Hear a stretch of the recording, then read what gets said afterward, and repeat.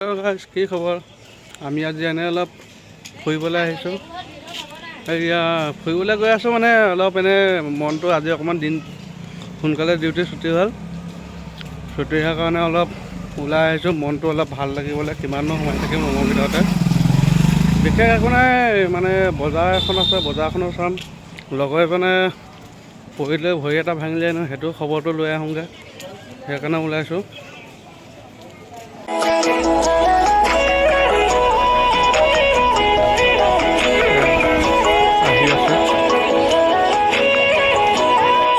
কিমান ধুনীয়া আছে, এইটো এটা গাঁৱৰ ৰাস্তা হয়।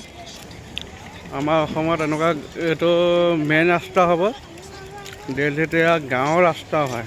দেখিছে গাঁৱৰ ৰাস্তাই আপোনাৰ 2 হুইল হয়।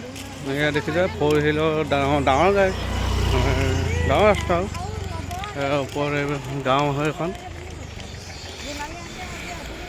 ৰাস্তাবিলাক যে ইমান বহল বহল, আপোনাৰ অসমত কিয় ইমান আহল বহল নহয়, সেইটো অসম চৰকাৰক অনুৰোধ জনাইছোঁ অলপ অসমখনক অকণমান উন্নতি কৰিবলৈ।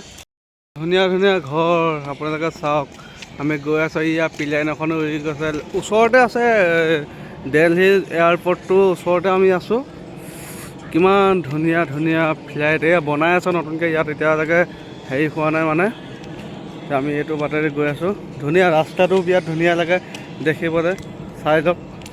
অলপ আগত অকণমানি সৰু পাৰ্ক এখন আছে। এয়া আহি আছোঁ, অলপ এন্ধাৰ হৈ গৈ আছে। আমি এতিয়া বৰ্তমান আহি পাইছোঁ, বজাৰখনৰ ওচৰত পাইছোঁহি আৰু ইয়াতে সৰুকৈ বজাৰ এখন বহে, মানে সপ্তাহী বজাৰ। আজি বৃহস্পতিবাৰ বজাৰ এখন বহি আছে। এয়া আহি পাই গ'লোঁ আমাৰ সৰু সুৰা বৃহস্পতি বজাৰখন, সপ্তাহী বজাৰ। সৰুকৈ হয় মানে, বেছি ডাঙৰ নহয়। এই ৰাস্তা 2 কাৰণে বহে। ইয়াত দেখিছা আলু পিঁয়াজৰ দোকান, ইয়াত চেণ্ডেলৰ দোকান,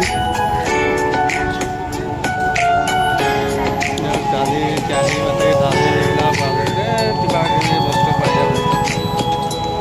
কাপোৰৰ বজাৰ আছে, চব এনেই বস্তু পায় মানে। সৰু বজাৰ হ'লেও এনেই বস্তু কম দামত পায় ইয়াতে। আমি ইয়াৰ পৰাই বজাৰ চজাৰ কৰিবলৈ লৈ যাওঁ। আমি সপ্তাহটো ইয়াৰ পৰাই বজাৰটো কৰোঁ, ইয়াত দামটো অলপ কম।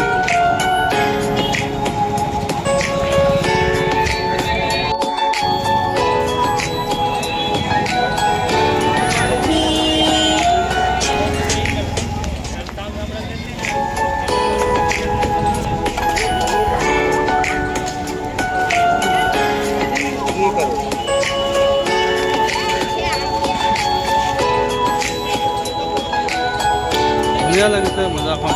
আৰু অলপ দেৰিকৈ যেতিয়া ৰাতি হ'ব আৰু ভাল লাগিব দেখি।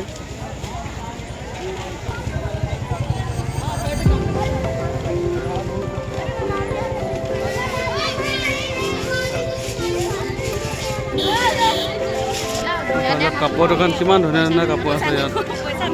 এইটো বেগৰ দোকান। ঠাণ্ডা দিনত কাপোৰ এতিয়া ওলালে, ইয়াত ঠাণ্ডা দিন হ'লেই আৰু লাহে লাহে।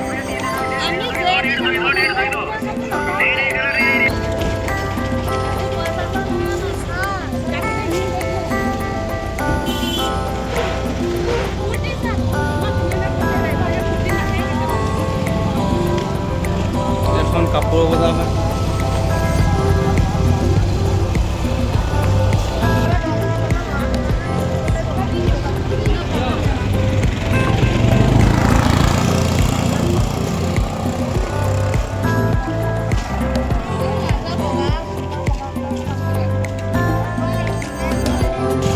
আমাৰ বজাৰ এইডোখৰতে সমাপ্ত।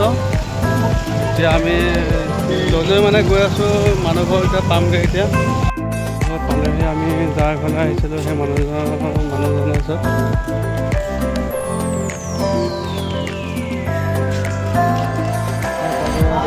ভৰিটো